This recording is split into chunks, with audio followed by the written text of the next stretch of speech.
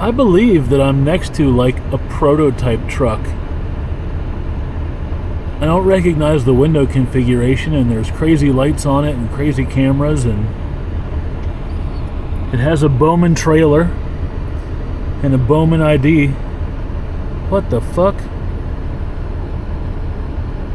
Huh. I'll have to get out and check out the front of it. Weird. What is that? There's even some kind of thing at the upper rear, that big white box. I don't know what is those cameras too? What the fuck is that? It looks very high tech. And that windshield is super curvy.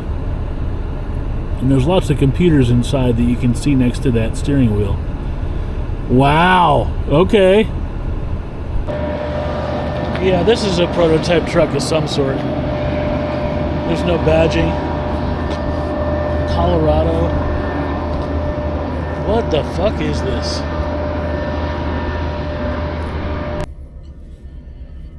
So I bumped into the driver who was coming out, and he did confirm it is a prototype. I said, "Oh man, are you like the special ops team or something?" He was like, "No, I'm just a regular driver that it was given to." I said, "Is it exciting?" He said, "No, I don't like all that technology. I just want to drive a regular truck." Ha!